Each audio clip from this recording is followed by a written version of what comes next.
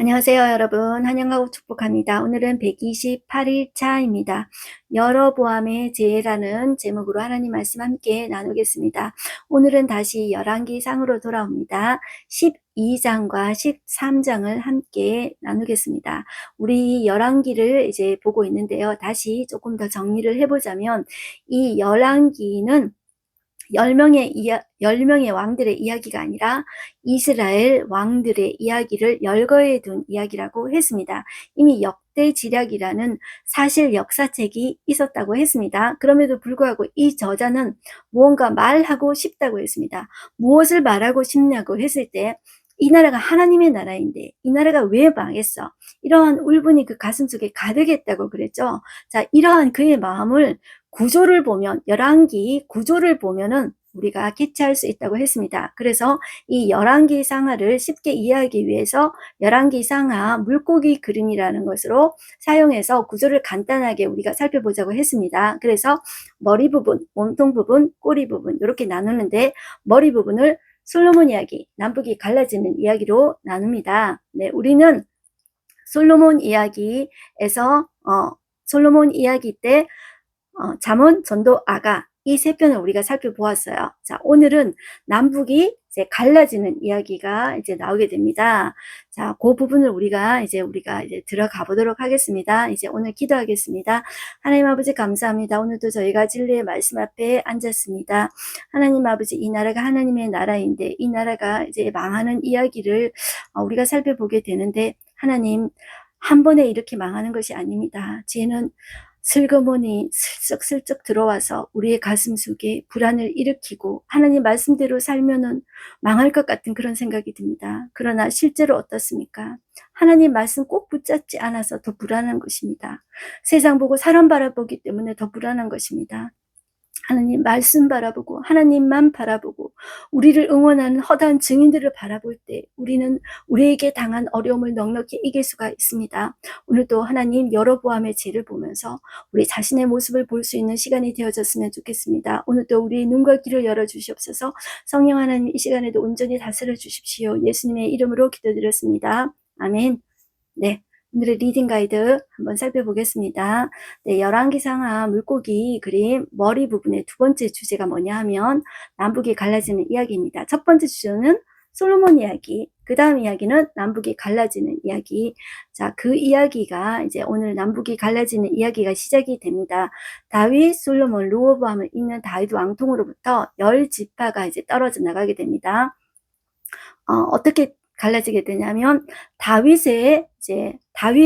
솔로몬, 자, 그 손주가 누구냐 하면 르호보암 2지파 나갑니다. 그 다음에 그 신하 여로보암이 10지파를 데리고 북쪽 이스라엘 이렇게 떨어져 나가게 되는 거죠. 자, 그런데 이 여로보암이 하나님의 말씀을 이제 꼭 붙잡지 않고 그가 이제 불안하게 되죠. 그러면서 머리를 쓰게 됩니다. 그러면서 이제 혼합주의로 이제 가게 되는 거죠. 우리가 본문으로 가서 한번 보겠습니다. 이제 분열과 동시에 어떤 문제가 그에게 마음속에 이제 불안하게 되었는가 했을 때 이제 가장 큰 이슈가 성전입니다. 왜냐하면 예루살렘에 성전이 있지 않습니까? 그러니까 명절 때가 되면은 예루살렘 성전에 갈 거란 말이에요. 백성들이. 그러면은 백성들이 나한테 있지 않고 르호보암한테 갈까봐 이 불안했던 것입니다. 그래서 이 여로보암은 꾀를 내는데요. 그 가장 북쪽인 단과 그리고 이제 가장 남쪽이라고 할 수 있는 원래 남쪽은 브에세바죠. 그런데 이제 예루살렘 성전 가기 전에 베델에 금송아지 제단을 세웁니다. 그래서 백성들에게 거기에 가서 이제 제사 드릴 것을 이제 이야기를 하죠. 그래서 우리가 이 여로보암은 앞으로 이 열왕기서에 등장하는 여로보암의 길로 갔더라, 어떤 하나의 사람들이 그 길을 따라가는 모델의 어떤 위치에 서게 됩니다. 그래서 이 여로보암이 어디서부터 이렇게 잘못된 길을 선택했을까? 그것을 우리가 한번 한번 보겠습니다. 우리 12장 한번 펼치시고요. 북쪽 지파들의 배반이 나오죠. 자, 이것은 역대하에도 이제 같이 나오는 것입니다. 자, 여기 보시면 1절 보시면 르호보암이 세겜으로 갔다고 되어 있죠. 이것은 왜 갔냐 하면 왕으로 세우는 장면입니다. 이 왕으로 세우는 것을 대관식이라고 합니다. 대관식 하는 장면입니다. 자, 이 르호보암의 이름의 뜻은 백성을 번성케 함이라는 뜻입니다. 이 르호보암이 17년간 정도 다스렸는데요. 자, 세겜으로 갔는데 온 이스라엘 백성들이 다 이제 왔습니다. 자, 어디에 갔냐면 세겜에 이르렀습니다. 세겜은 제가 이제 이스라엘을 직사각형으로 생각했을 때 정중간이 세겜이라고 말씀드렸습니다. 자, 이 세겜을 중심으로 해서 모였는데 거기서 대관식을 한다는 거죠. 그런데 2절 보시면 느바세 아들 여로보암이 전에 솔로몬 왕의 얼굴을 피해서 애굽으로 도망갔어요. 왜냐하면 선지자 아이야가 네가 왕이 될 것이다. 솔로몬이 저렇게 1000명의 여자를 거느리고 우상을 섬기니 하나님이 대적을 일으킬 것이다. 그 중에 가장 큰 대적이 사실 여로보암이었던 거예요.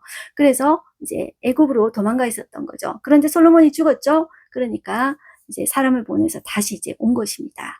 자, 이 여로보암이 전에 솔로몬 왕이 얼굴을 피하여 애굽으로 도망하고 있었는데 이제 소문을 듣고 여전히 애굽에 있는 중에 무리가 사람을 보내서 그를 불러온 거예요. 자, 이제 여로보암과 온 이스라엘의 회중이 와서 르호보암에게 이렇게 이야기하는 거예요. 4절 왕의 아버지가 우리의 멍에를 무겁게 하였으나 왕은 이제 왕의 아버지가 우리에게 시킨 고역과 매우 무거운 멍에를 가볍게 하소서. 이 말은 무슨 말일까요? 당신의 아버지는 건축을 너무 많이 시켰습니다. 이때 여로보암이 무엇을 했나요? 노동감독관을 했죠. 무엇을 보고 노동감독관 시켰나요? 그의 부지런함을 보고 시켰잖아요. 자, 그런데 이 여로보암이 백성들이 얼마나 고된지 그 삶을 이제 그 민심을 안 거예요. 그 민심을 이렇게 잘 채워주니까 사람들에게 인기가 있었던 거죠. 자, 하나님이 아무나 이렇게 딱 시킨 것이 아니라 한 가지 장점을 보신 거예요. 그의 부지런함, 그리고 사람들이 그를 좋아함, 그거를 이제 보았던 거죠. 자, 그러니까 이렇게 이야기해요. 자, 당신의 아버지 너무 건축 많이 시켰어요. 우리 어깨에 너무나도 무거운 멍에를 매게 했어요. 자, 그런데 그 매운 무거운 멍에를 가볍게 하소서. 그리하시면 우리가 왕을 섬기겠습니다. 이렇게 이야기했는데 르호보암이 어떻게 이야기했어요?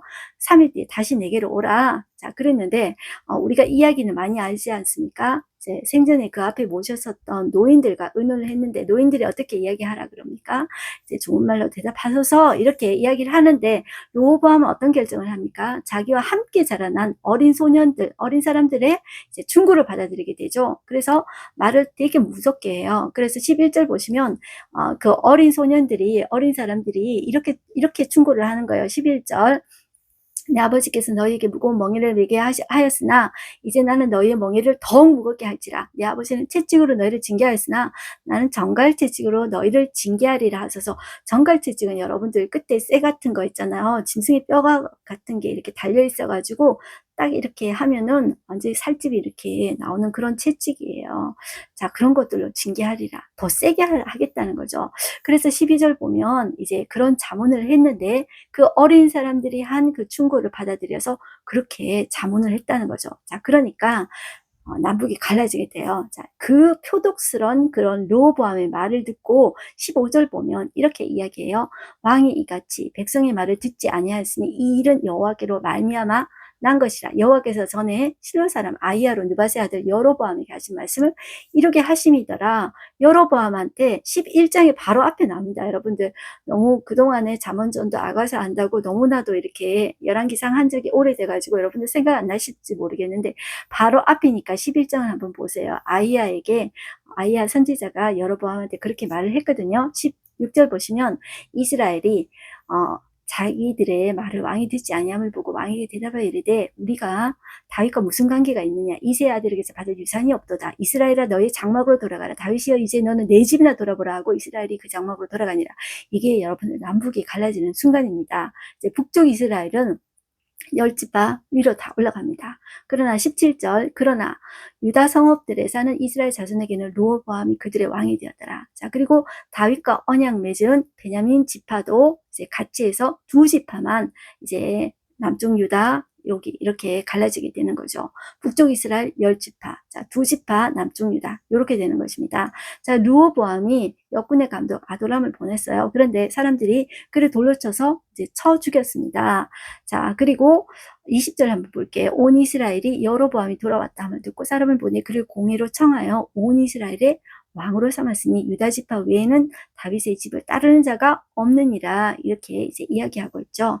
자, 그 다음에 보시면 스마야라는 사람이 하나님의 선지자예요. 자, 이 사람이 여호와의 말씀을 전하는데 르호보암도 가만히 안 있겠죠.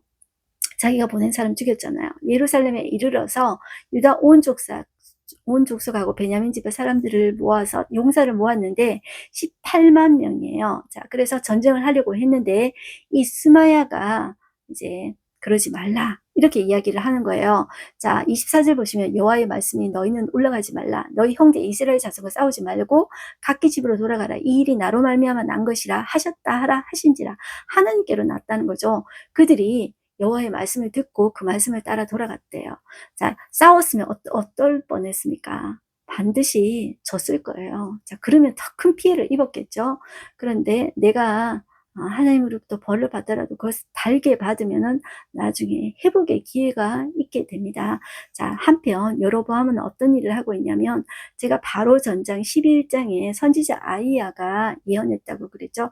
가장 주된 예언이 뭐냐면 하나님이 여로보암에게 약속을 해주세요. 네가 만약 나의 율례와 나의 명령을 지킨다면 내가 다윗에게 약속해 준 것을 너한테도 약속해 주겠어. 무슨 약속해 주었습니까? 다윗 언약이라고 하죠. 네가 나의 집을 짓겠느냐? 내가 너의 집을 짓겠어. 집이라는 것은 너의 가문, 너의 왕위를 영원토록 있게 하겠어.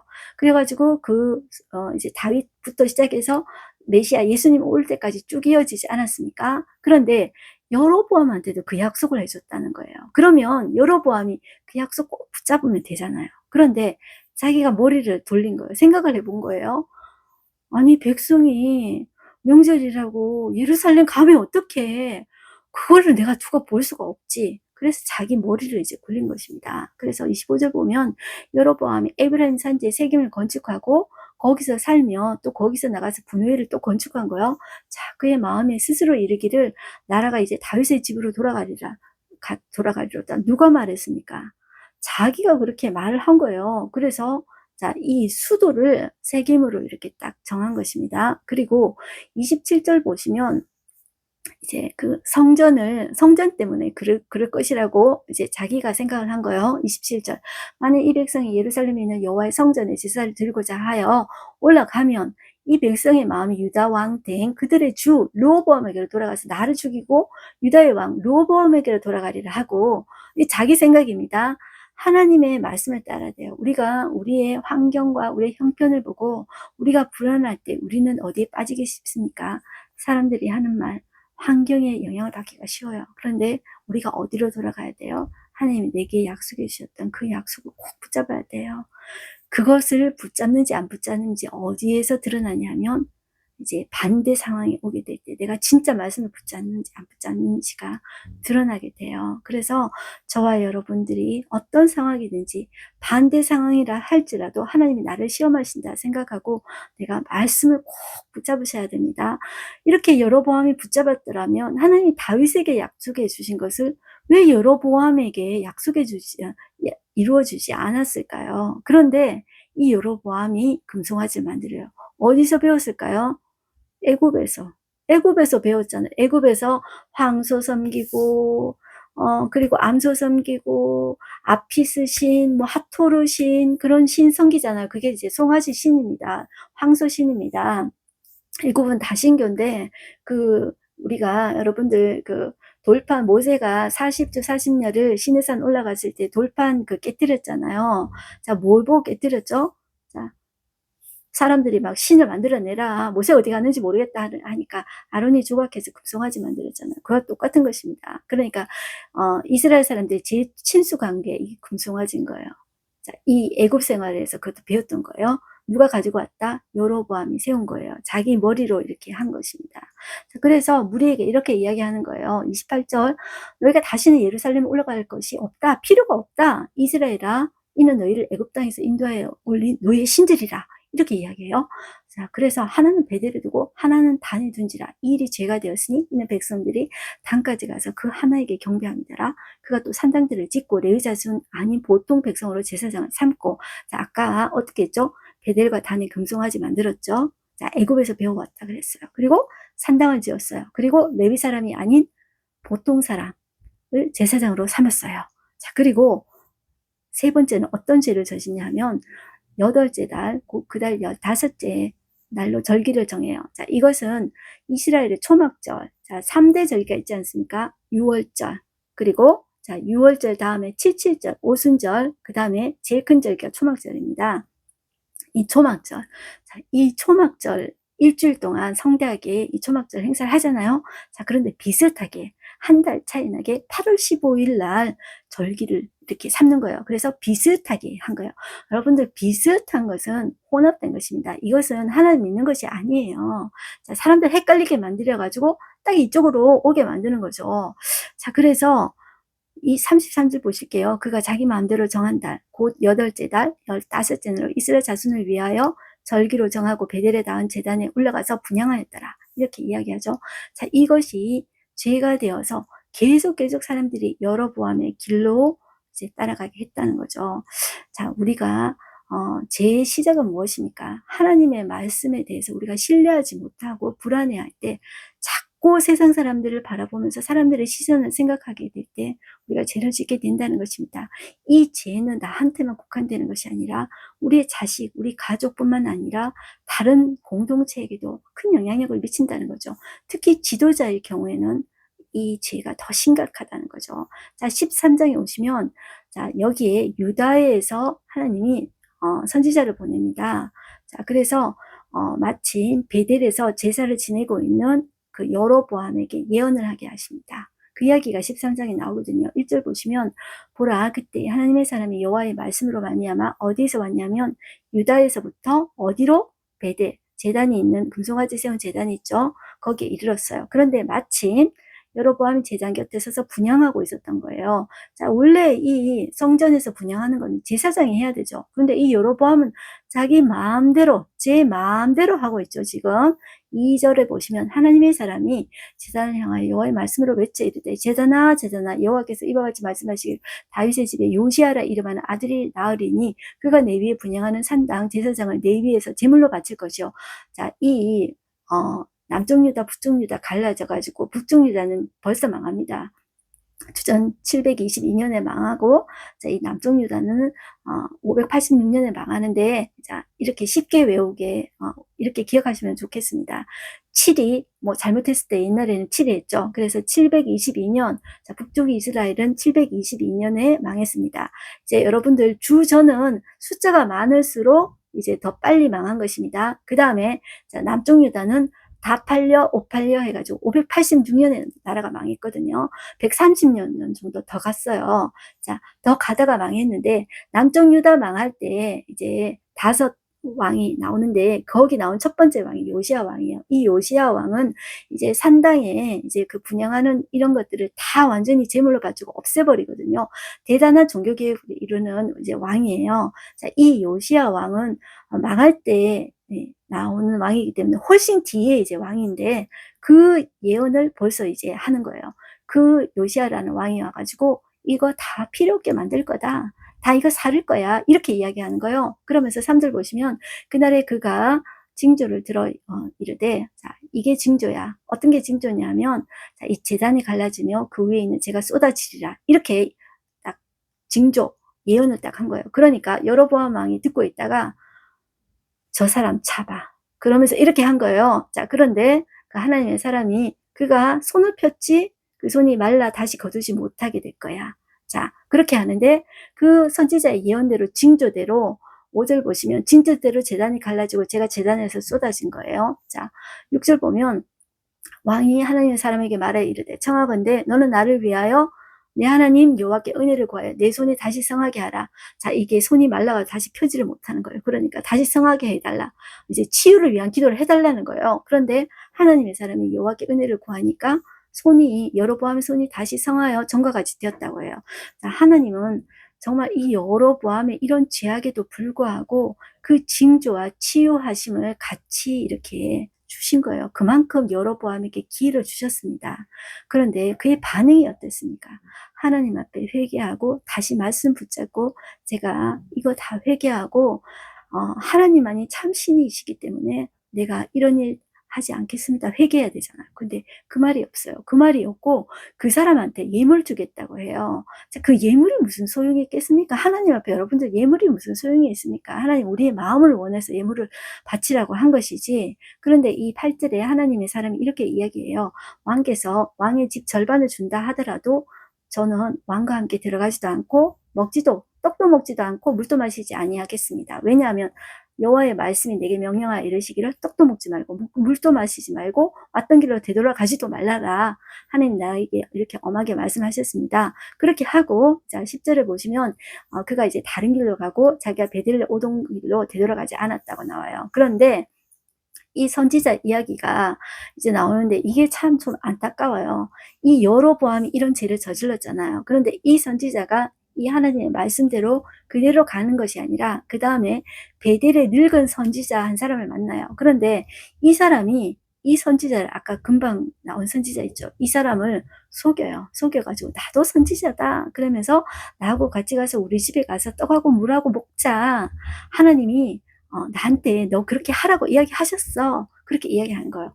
이것은 그를 속였어요. 속이는데 이 선지자는 이 젊은 선지자, 유다에서 온 선지자는 하나님 앞에 다시 묻지도 않고 하나님 분명히 하지 말라 그랬잖아요. 근데 이 사람 쫓아가서 떡하고 물하고 다 먹습니다. 자, 그러고 나니까 바로 돌아서서 이 늙은 선지자가 내가 거짓말했는데 너 시험했는 건데 이렇게 이야기합니다. 그래서 자, 돌아가는 길에 젊은 사자가 그 젊은 선지자를 찢어서 죽입니다. 자, 이런 일이 발생하게 되는 거예요. 자, 이것은 무엇을 이야기할까요? 자, 하나님의 사람도 그 하나님의 말씀을 선포하고 나서 자기도 하나님의 명령을 지켰어야 됐던 거예요. 그러니까 이 선지자도 선지자인데도 불구하고 하나님의 말씀을 끝까지 순종하지 못한 거예요. 저는 이게 너무너무 안타까운 거예요. 그러니까 그 일이 저도 그럴 수 있는 거예요. 그렇지 않습니까? 여러분도 그럴 수 있지 않겠습니까? 하나님의 말씀이라고 하고 같은 동료 선지자라고 하니까 하나님이 그렇게 말씀하셨나? 그렇게 생각하고 하나님은 이랬다 저랬다 하시는 분이 아니에요. 이랬다 저랬다 하시는 분이 아닌데 같이 선지자라 하는 말 듣고 나도 예언 받았어. 그 말에 넘어갔다는 거죠. 그래서 결국 죽게 되는 그런 안타까운 일이 있었던 거죠. 자, 이 이야기가 그 뒤에 나오는 이야기입니다. 그래서 11절에 보시면 베델에 한 늙은 선지자가 살더니 그의 아들들이 와서 이날에 하나님의 사람이 베델에서 행한 모든 일 그에게 말하고 또 그가 왕에게 드린 말씀도 그들이 그의 아버지에게 이렇게 말한 거예요. 자, 그의 아들들한테 어디로 가느냐 따라간 거예요. 자, 따라가가지고 우리 집에 와라. 돌아와라. 내가 떡하고 물을 주겠어. 그 이야기가 나옵니다. 자, 그런데 이 젊은 선지자가 유다에게서 온 젊은 선지자가 이렇게 이야기해요. 자기도 그거 알아요. 17절에 보면 여호와의 말씀이 내게 이르기를 네가 거기서 떡도 먹지 말고 물도 마시지 말며 또 네가 오던 길로 되돌아가지도 말라 이렇게 했다고 이야기해요.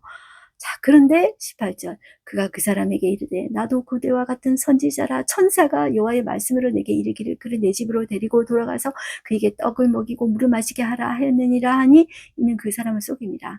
여러분들 실제로 그렇습니다. 이런 일들이 실제로 일어날 수 있습니다. 우리가 얼마나 속기 쉽습니까?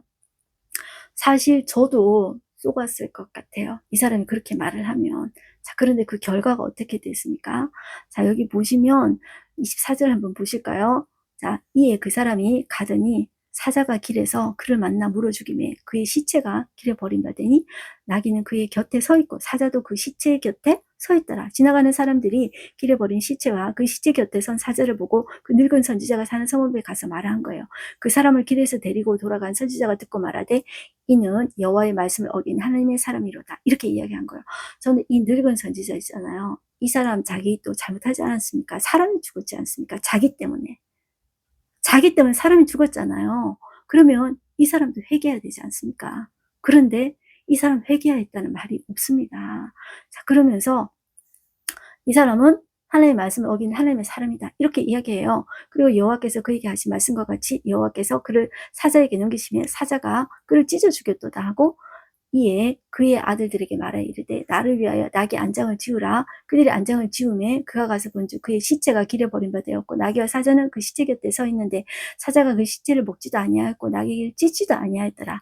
늙은 선지자가 하나님의 사람의 시체를 들어 나귀에 실어가지고 돌아와 자기의 성읍에 들어가서 슬피 울며 장사했대요. 근데 슬피 울고 장사하는 걸로 끝나서는 안 되고 하나님 앞에 진정으로 자기가 잘못한 것에 대해서 정말 하나님 앞에 회개해야 되는 것입니다. 자, 그리고 자, 이 사람이 유언을 이렇게 이야기한 거예요. 내가 죽거든 그 하나님의 사람을 내가 장사한 묘실에 자, 그의 뼈를 내 곁에 두어라. 이렇게 이야기를 한 거죠. 자, 그리고 그가 여호와의 말씀으로 베델에 있는 제단을 향하여 사마리아 성읍에 있는 모든 산당을 향하여 외쳐 말한 것은 반드시 이룰 것입니다. 이렇게 말하고 죽었다는 거예요. 너무나도 안타까운 것 아닙니까? 네. 애초에 그러지 말았어야죠. 자, 이 여로보암의 죄는 한번 보겠습니다. 33절. 여로보암이 이 일 후에도 그의 악한 길에서 떠나 돌이키지 아니하고 다시 일반 백성을 산당의 제사장으로 삼되 누구든지 자원하면 그 사람을 산당의 제사장으로 삼았으므로 이 일이 여호와의 집에 죄가 되어 그 집이 땅 위에서 끊어져 멸망하게 되니라. 이렇게 이야기하고 있습니다. 네, 오늘 하루 한 점 말씀 보겠습니다. 이에 계획하고 두 금송아지를 만들고 무리에게 말하기를 너희가 다시는 예루살렘에 올라갈 것이 없도다. 이스라엘아 이는 너희를 애굽 땅에서 인도하여 올린 너의 신들이라 하고 자 이렇게 이야기하고 있습니다. 이 여로보암의 죄입니다. 인사이트 보겠습니다. 세상 방식과 가치는 때로는 때때로 우리에게 매력적으로 보일 수가 있습니다. 그리고 우리의 신앙을 더 세련되고 포용적으로 보이게 할 수도 있습니다. 하지만 우리는 이것을 반드시 경계해야 합니다. 이 여로보암과 같은 이 혼합주의는 우리를 하나님의 진리에서 멀어지게 하고요. 우리의 신앙의 정체성을 약화시킵니다. 그리고 세상의 가치와 사상을 우리의 신앙과 통합하려는 이런 유혹에 대해서는 우리 반드시 저항하셔야 됩니다.